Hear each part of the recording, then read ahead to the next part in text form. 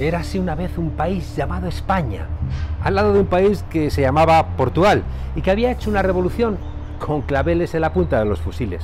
A esa España que venía de la noche de una dictadura se le murió en la cama el dictador y al día siguiente la España que se había acostado franquista se levantó demócrata. Por arte de Birlibirloque, la dictadura se convirtió en monarquía parlamentaria, válgame Dios, y sin besos mágicos y sin varitas mágicas, solo con niños con ganas de que les contaran un hermoso cuento. Bastó un referéndum constitucional organizado como una nueva ley franquista para que el viejo y decrépito generalísimo se transformara en un rey muy ligón y campechano, que se ganó el amor del país cuando organizó el golpe del 23F y luego nos dijo que había salvado a España de las garras de los golpistas ese mismo 23 de febrero del 81. Ay, ay, ay, yo me lo guiso, yo me lo como. Y voy yo y me lo trago. Vaya montón. ¿Cuántas veces habremos oído esta historia, un falso cuento de hadas protagonizado por un monarca que hoy está exiliado en Abu Dhabi? ¿Por qué? Pues por corrupto y porque su hijo ha dicho hay que salvar la monarquía. La transición no fue pacífica. Por un lado es verdad, estaba la ETA y estaban los Grapo, pero también fue una época sangrienta que dejó 271 personas muertas por la policía y por los cuerpos parapoliciales, solo entre el año 75, cuando murió el caudillo, y el 81. De ellos nada menos que 188, casualmente los menos investigados, están clasificados dentro de lo que se denomina asesinatos de origen institucional, vamos, crímenes de Estado. Salinas que hemos contribuido a la paliza más grande de la historia. Cambio. Por cierto, aquí ha habido una masacre, cambio. De acuerdo, de acuerdo. Manuel Fraga Iribarne, el fundador de Alianza Popular, la semilla del Partido Popular actual, era el ministro responsable de las fuerzas del orden durante los sucesos de Vitoria del 76, que costaron la vida a 5 trabajadores. Fraga sabía lo que hacía porque como ministro del gobierno de Franco ya había firmado sentencias de muerte. Había puesto en el papel el enterado, que era como daban la conformidad en el Consejo de Ministros a las penas de muerte, y seguramente luego Fraga, tan creyente, fue a misa, después de dar el visto bueno al asesinato de un español al que asesinaban porque quería traer la democracia a España. Bien, Fraga. La violencia no le era ajena, siempre celebró el golpe de julio del 36. En España, en el año 77, la policía cargó brutalmente contra 788 manifestaciones, ni más ni menos.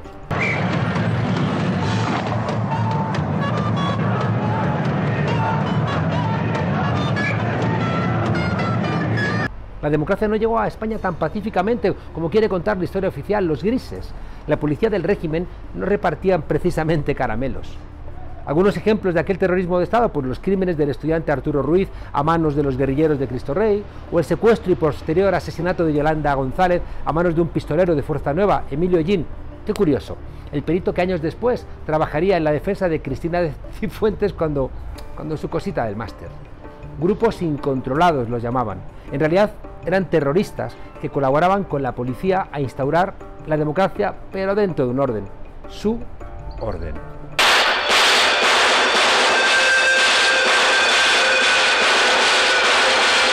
A semejanza del famoso plata o plomo de los sicarios del cártel de Medellín, el eslogan extraoficial de la transición podría resumirse en plomo o votos. Ahí están los asesinatos de los abogados de Atocha.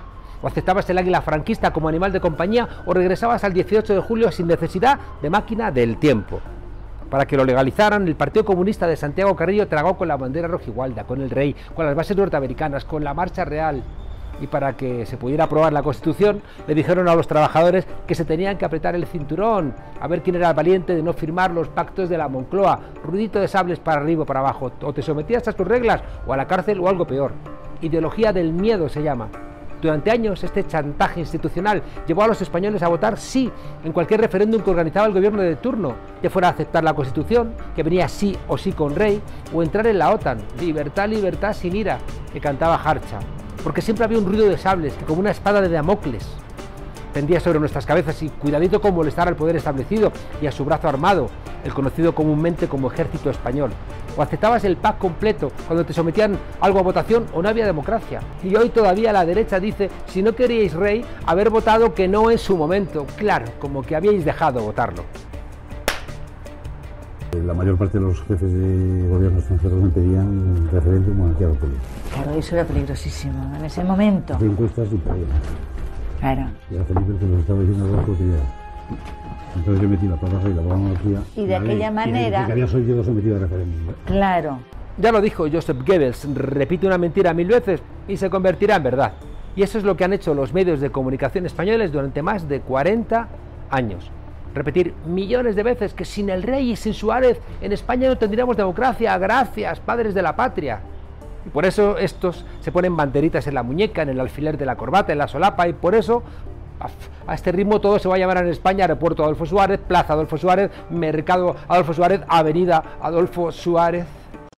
Eso es mentira. Pero ni el rey Juan Carlos era Batman, ni Suárez fue su Robin. Entre otras cosas porque el emérito traicionó a Suárez. Solamente cuando Suárez tenía un Alzheimer avanzado, el rey emérito fue tan sinvergüenza que se hizo una foto con él para la historia, así de espaldas, como si fueran amigos del alma, cuando el emérito lo obligó, al parecer pistola encima de una mesa, a que dimitiera. La democracia hubiera llegado igualmente sin necesidad de salvadores de la patria, porque el contexto geopolítico internacional así lo reclamaba. No olvidemos que la transición estaba en mitad de la Guerra Fría, estaba todo bastante tasado. Las potencias occidentales, sobre todo en Europa, necesitaban integrar a España a las estructuras políticas, económicas y militares. Había que homologar el sistema político con el europeo. Recordemos además que en aquellos años se había producido la revolución de los claveles en Portugal y había caído la Junta de los Coroneles en Grecia. Y claro, cuando las barbas de tu vecino veas pelar...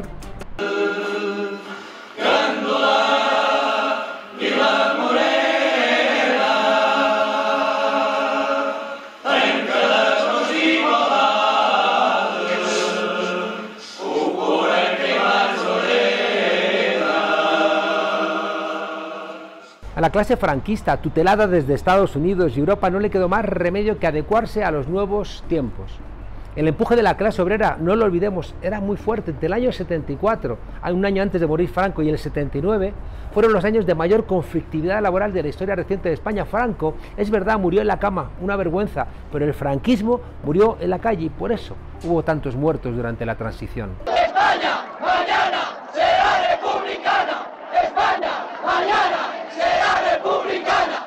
Así que el régimen dijo, mejor una demolición controlada, cambiar pequeños detallitos, que arriesgarse a perder todo como había sucedido en otros países. Lo importante era perpetuar a las élites del poder de siempre, no tocar el sistema judicial como última ratio, no tocar las estructuras económicas, colocar a todos los procuradores de las cortes franquistas, aunque fuera poniéndoles una gasolinera, y por supuesto mimar a ese ejército que nunca había ganado ninguna guerra en los últimos decenios fuera, sino solamente guerras contra otros españoles.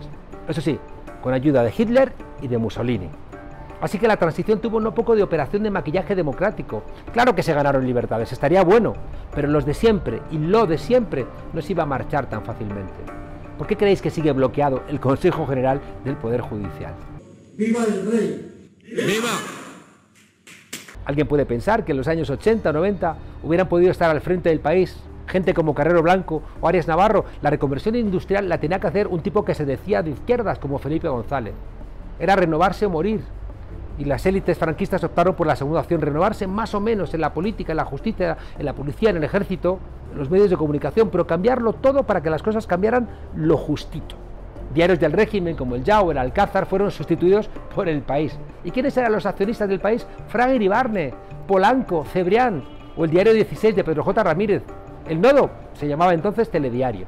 El monopolio de televisión española se convirtió en el duopolio A3 Media Mediaset, el que hoy sufrimos y padecemos. Y la radio, ahí estaba la COPE, y sigue estando, auspiciada en su momento por el omnipotente Manuel Fraga. La Iglesia a lo suyo, que para eso es eterna. Había que sustituir las apolilladas camisas azules por algo más florido y moderno. Lo que no cambió nunca es la subordinación de los medios de comunicación a las viejas élites, porque el que paga manda. Eduardo, esto es muy serio, yo voy con ello, pero esto es muy delicado y es demasiado burdo. Claro, es demasiado burdo. Y todo esto explica que el Estado español haya sido durante varios decenios el único país de Europa donde se podía ser demócrata sin necesidad de ser antifascista. Es verdad que ahora también está Italia, Hungría y Polonia, pero durante mucho tiempo España era diferente. Visto el franquismo sociológico que aún resta en España, comprendemos mejor el lawfare contra Podemos, entendemos por qué una parte del Poder Judicial, ese que representa el Consejo General del Poder Judicial, que lleva años caducado, no le gustan las mujeres, y mucho menos que haya un Ministerio de Igualdad. Los muchachos de Alsasu, Pablo Hasél, están en la cárcel, pero no sabemos quién es M. Rajoy. De aquellos polvos, de aquella transición, estos lodos. Los vicios de la transición son los vicios de la democracia. ¿Qué país democrático iba a aceptar en pleno siglo XXI que una unidad militar llevara el nombre del dictador Francisco Franco? ¿Qué democracia plena permitiría un monumento al genocidio como era el Valle de los Caídos, hoy por fin Valle de Cuelgamuros. ¿Os imagináis algo similar con Mussolini en Italia o con Hitler en Alemania? La diferencia es que allí Hitler y Mussolini fueron derrotados. Y aquí el problema es que en España Franco murió en la cama y además sus herederos pudieron quedarse con toda la pasta que se había robado en la dictadura. Y claro, luego venía el manto del bipartidismo con Suárez, Felipe González, Aznar, Rajoy, un bipartidismo conservador. ¡Qué buenos presidentes de la transición! Encarnan a la perfección los valores de docilidad y continuidad que buscaban los que se llenaban la boca de consenso, cuando en realidad querían decir imposición. Españoles, vais a pasar por debajo del futbolín.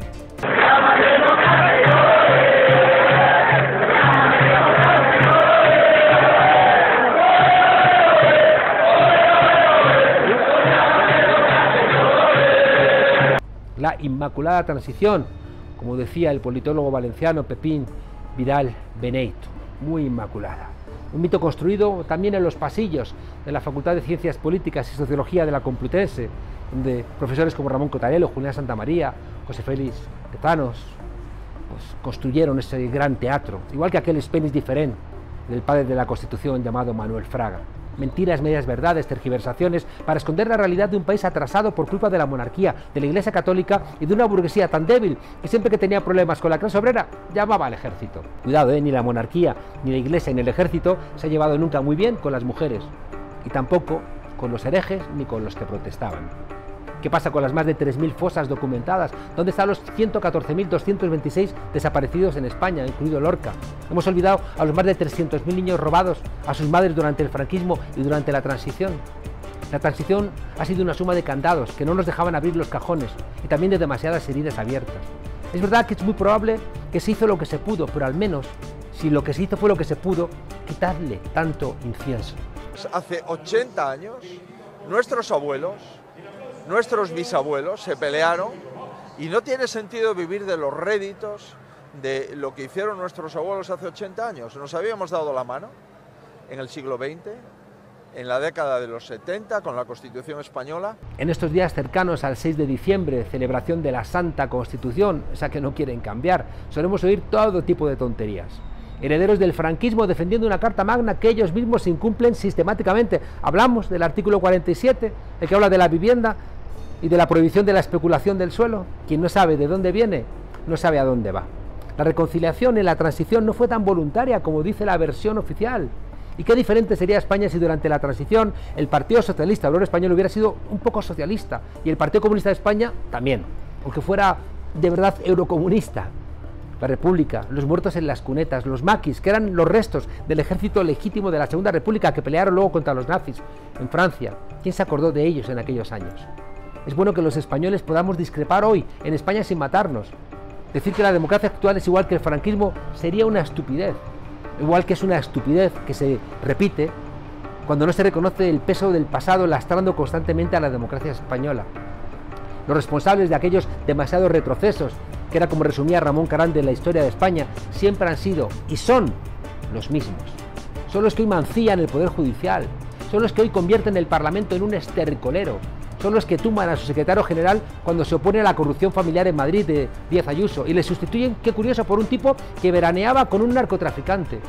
Son los que crearon una policía política y la llamaron patriótica y la usaban muy patriotas para destruir las pruebas de corrupción de su partido. Son los que han permitido las fechorías de la corona durante 40 años. Son los que nos dijeron que había armas de destrucción masiva en Irak. Son los que roban a España, eso sí, con la banderita de España en la muñeca.